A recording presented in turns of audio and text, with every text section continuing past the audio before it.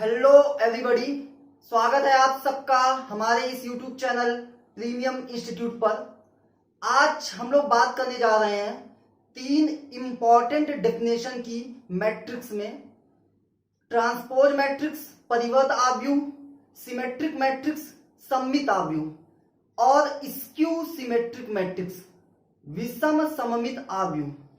तो सबसे पहले बात करते हैं कि ट्रांसपोज मैट्रिक्स क्या होता है, जिसको हम परिवर्त आव्यूह कहते हैं। तो डेफिनेशन है कि किसी आव्यूह की पंक्तियों तथा स्तंभों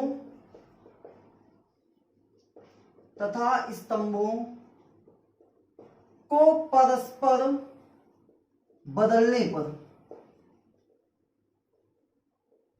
किसी आव्यूह की पंक्तियों तथा स्तंभों को परस्पर बदलने पर, इसका अर्थ यह है कि पंक्तियों को स्तंभों में या स्तंभों को पंक्तियों में बदलने पर जो आव्यूह प्राप्त होता है वह दिए गए आव्यूह का परिवर्त कहलाता है। दिए गए आव्यूह का परिवर्त आव्यूह कहलाता है।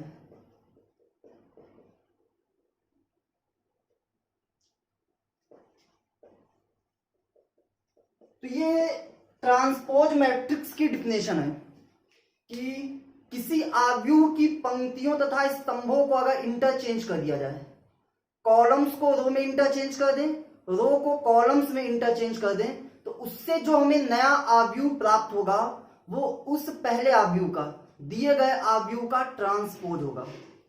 अब ट्रांसपोज मैट्रिक्स को कैसे दिखाते हैं, तो इसे हम a डैश से या a पे पावर t, या तो ऐसे रिप्रेजेंट करते हैं या तो ऐसे। तो इस तरीके से हम ट्रांसपोज मैट्रिक्स को दिखाते हैं। एग्जाम्पल की बात करें अगर, तो मान लीजिए एक आव्यूह a हमें दिया है 2 3 -5 4 7 -1। इस आव्यूह का अगर हम ट्रांसपोज मैट्रिक्स निकालें तो इस आव्यूह में 2 रो हैं भाई, 2 हॉरिजॉन्टल लाइंस हैं यानी 2 रो हैं और 3 कॉलम्स हैं। 3 कॉलम्स हैं।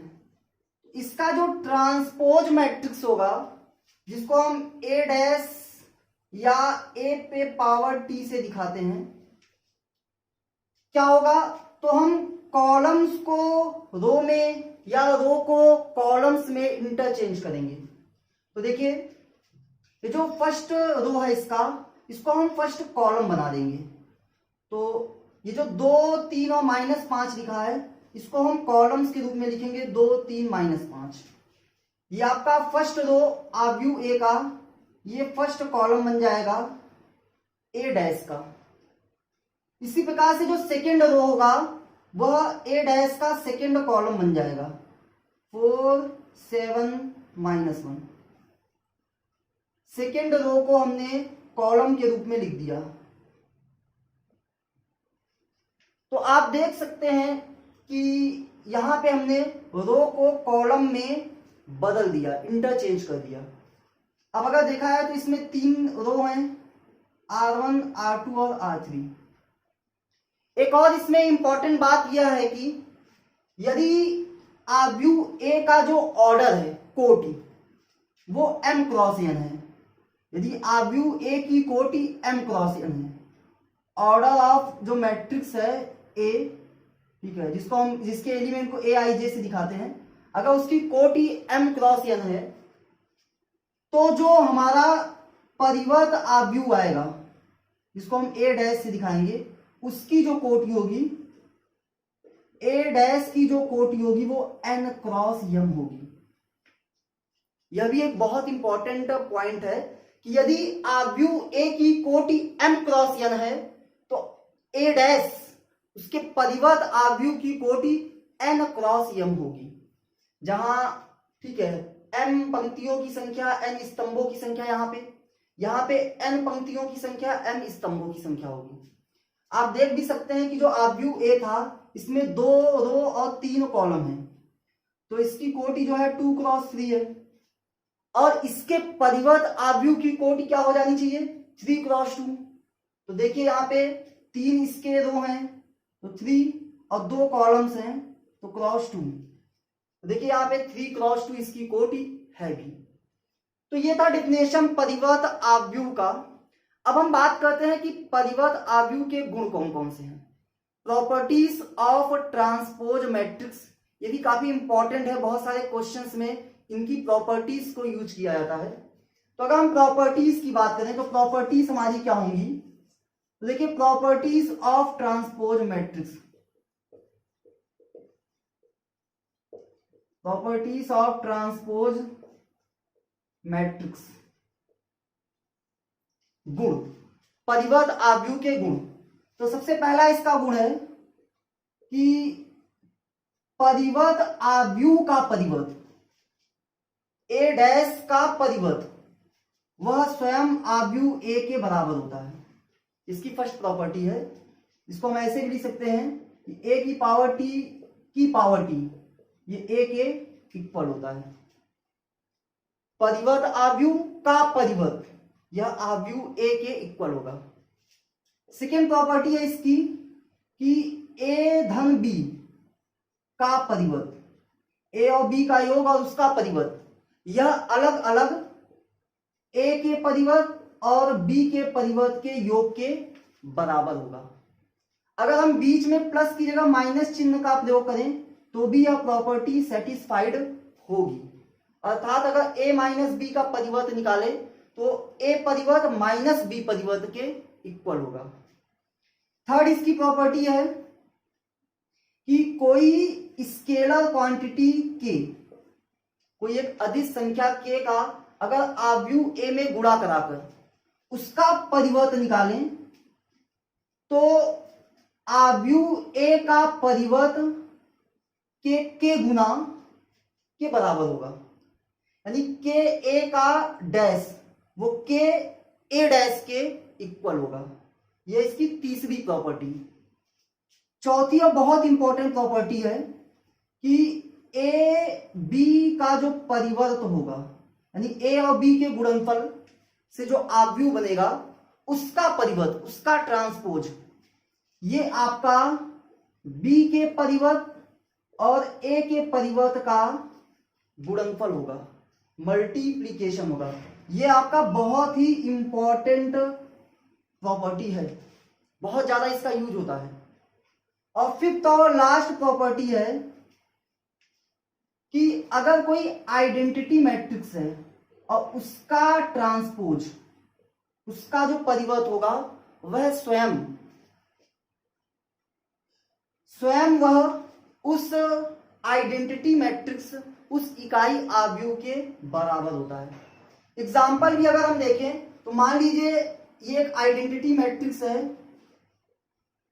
1 1 1 0 0 0, ये एक आइडेंटिटी मैट्रिक्स है और इसका हम परिवर्त निकालें तो इसके रो को हम कॉलम बनाएंगे, 1 0 0 कॉलम बनाया, 0 1 0 को सेकेंड कॉलम बनाया और थर्ड रो 0 0 1 को थर्ड कॉलम बनाया। तब भी आप देख सकते हैं कि दोनों ही सेम है, यानी आई जो है वो आई डैश के सेम है।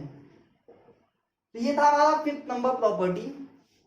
इसके बाद हम बात करते हैं परिवर्त आव्यूह से ही रिलेटेड दो और अदर आव्यूह की। एक है हमारा सममित आव्यूह जिसको सिमेट्रिक मैट्रिक्स कहते हैं, और दूसरा है हमारा विषम सममित आव्यूह जिसको हम स्क्यू सिमेट्रिक मैट्रिक्स कहते हैं। तो सबसे पहले जानते हैं कि सममित आव्यूह क्या होता है जिसको हम सिमेट्रिक मैट्रिक्स कहते हैं। तो यदि कोई वर्ग आव्यूह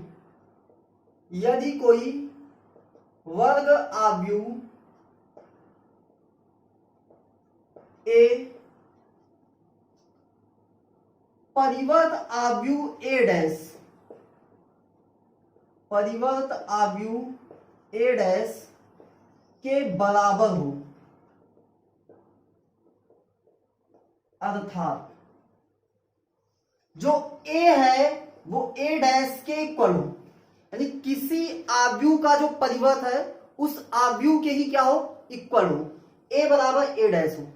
इसको हम एक और तरीके से लिख सकते हैं कि यदि आव्यूह ए का एलिमेंट अवयव ए आई जे है तो वो आपका जो ए डैश का एलिमेंट ए जे आई होगा उसके इक्वल होगा, यानी ए आई जे जो अवयव है वो ए जे आई के इक्वल होगा इस कंडीशन में।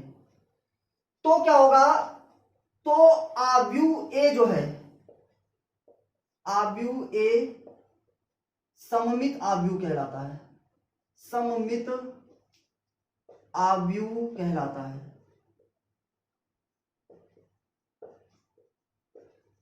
यदि कोई वर्ग आव्यूह, सबसे पहले तो सममित आव्यूह होने के लिए किसी आव्यूह को वर्ग आव्यूह होना जरूरी है। तो कोई वर्ग आव्यूह ए अपने ही परिवर्त आव्यूह के बराबर हो, ए डैश ए के इक्वल हो, तो आव्यूह ए को हम क्या कहते हैं, सममित आव्यूह कहते हैं।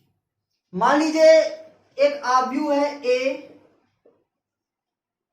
ए B C D E D और ये एफ, तो ये एक आव्यूह ए है। अब अगर हम इस आव्यूह ए का परिवर्त आव्यूह निकालें, अर्थात ए डैश या जिसको हम ए की पावर टी भी कहते हैं, अगर हम निकालें तो ए डैश कैसे निकाला जाता है, रो को कॉलम्स के रूप में लिख दो या कॉलम्स को रो के रूप में लिख दो। इसका जो फर्स्ट रो है ए बी सी वो हमने कॉलम्स के रूप में लिख दिया, बी एफ डी को सेकेंड कॉलम के रूप में लिख दिया और सी डी ई को हमने थर्ड कॉलम के रूप में लिख दिया। अगर ध्यान से देखिए तो यह दोनों ही आव्यूह एक दूसरे के बराबर हैं, जो ए है वो ए डैश के बराबर है। इस कंडीशन में हमारा जो आव्यूह ए होगा ये सममित आव्यूह कहलाएगा। अब अगर देखा जाए तो आव्यूह ए का हम कोई भी एलिमेंट लें, जैसे मान लीजिए हमने ये वाला एलिमेंट लिया है और ये हमारा क्या है, दूसरी पंक्ति और दूसरे स्तंभ में है, ये A22 एलिमेंट है, तो इसका उल्टा भी करेंगे तो भी वो A22 ही बनेगा। तो A22 एलिमेंट इसका भी देखो सेम ही है। एक हम अदर एग्जांपल लेते हैं तो आपको अच्छे से और आएगा। जैसे हमने ले लिया A23 एलिमेंट इसका क्या है, जो दूसरी पंक्ति और तीसरे स्तंभ में होगा, तो दूसरी पंक्ति ये है, तीसरा स्तंभ ये है D। A23 एलिमेंट इसका D है, तो आप देख सकते हैं कि इसका जो A32 एलिमेंट होगा, यानी तीसरी पंक्ति और दूसरे स्तंभ का एलिमेंट, वो भी क्या होगा, D ही होगा। देखिए तीसरी पंक्ति ये है और दूसरा स्तंभ ये है, तो ये भी एलिमेंट क्या है, D ही है। या अगर हम ले A12 एलिमेंट, A12 यानी पहली पंक्ति और दूसरे स्तंभ का अवयव, तो पहली पंक्ति हमारी ये है, दूसरा स्तंभ ये है और ये जो अवयव है वो B है। तो इसका अगर हम इसको इंटरचेंज करें, यानी A21 ले, A21 A12 के सेम होगा, इक्वल होगा, तो देखते हैं A21 क्या है, A डैश से A21 यानी दूसरी पंक्ति पहले स्तंभ का अवयव, दूसरी पंक्ति ये है, पहला स्तंभ ये है, इसका एलिमेंट हमारा क्या है, B है। देखिए दोनों क्या है, एक दूसरे के इक्वल है। तो इस तरीके से जो Aij होता है वो Bij के इक्वल होता है सममित आव्यूह की कंडीशन में। इसके बाद अगर हम बात करें कि स्क्यू सिमेट्रिक मैट्रिक्स यानी विषम सममित आव्यूह क्या होता है, तो इसकी डिफिनेशन है कि यदि कोई वर्ग आव्यूह A अपने परिवर्त आव्यूह A डैश, परिवर्त आव्यूह को A डैश या A की पावर T से दिखाते हैं, के ऋणात्मक गुणनफल के बराबर हो, ऋणात्मक गुणनफल के बराबर हो, अर्थात जो A है वह A डैश के निगेटिव साइन इसके इक्वल होना चाहिए, A बराबर माइनस ऑफ A डैश। या हम बात करें जो Aij कैपिटल A आव्यूह का जो एलिमेंट Aij होगा वो A डैश के एलिमेंट Aj के निगेटिव साइन के बराबर होगा। तो इस कंडीशन में जो आव्यूह ए होगा, तो आव्यूह ए ये हमारा विषम सममित आव्यूह कहलाएगा, विषम सममित आव्यूह कहलाता है। तो ए जो है अगर वो ए डैश के निगेटिव साइन के इक्वल है, तो आव्यूह ए को हम स्क्यू सिमेट्रिक मैट्रिक्स कहेंगे। तो एग्जांपल की बात करें अगर हम, तो जो एक आव्यूह ए है 0 -3 5 3 -5 -7 0 0 +7, ये एक आव्यूह ए है। इसका हम परिवर्त आव्यूह ए डैश निकालते हैं। क्या होगा, पंक्तियों को स्तंभों के रूप में लिख दीजिए या स्तंभों को पंक्तियों के रूप में लिख दीजिए। तो हम क्या करते हैं, जो रो हैं उनको कॉलम्स के रूप में इंटरचेंज कर देते हैं। ये जो इसका फर्स्ट रो है 0 -3 5, इसको हम फर्स्ट कॉलम बना देते हैं। जो इसका सेकेंड रो है 3 0 7, वो हम इसका सेकेंड कॉलम बना दे रहे हैं। और थर्ड रो को थर्ड कॉलम बना देते हैं, -5 -7 0। अब अगर हम इस आव्यूह के दोनों साइड में निगेटिव साइन का मल्टीप्लाई करें, दोनों साइड में क्या करें, both side multiply by negative sign, तो क्या होगा, ये minus of A dash equal minus का सब में गुणा हो जाएगा। तो 0 में माइनस का गुणा कराने का कोई मतलब नहीं। ये -3 + 5, ये आपका +3 0 +7 -5 -7 0। तो निगेटिव साइन का मल्टीप्लाई कराने पे आप देख सकते हैं कि जो आव्यूह ए है वही आव्यूह ए डैश का निगेटिव है, यानी ये वाला आव्यूह ये वाला आव्यूह दोनों इक्वल है। जो ए है वो हमारा ए डैश के निगेटिव साइन के इक्वल है। तो विषम सममित आव्यूह की कंडीशन में यही होना भी चाहिए कि जो ए है वो माइनस ऑफ ए डैश के इक्वल होना चाहिए, और तभी जो होता है हमारा आव्यूह ए विषम सममित आव्यूह कहलाता है। इसके बाद अगर हम एक इंपॉर्टेंट रिजल्ट की बात करें जो हमें सिमेट्रिक मैट्रिक्स और स्क्यू सिमेट्रिक मैट्रिक्स से प्राप्त होता है, तो वो ये है कि प्रत्येक वर्ग आव्यूह को अद्वितीय यानी यूनिकली एक सममित आव्यूह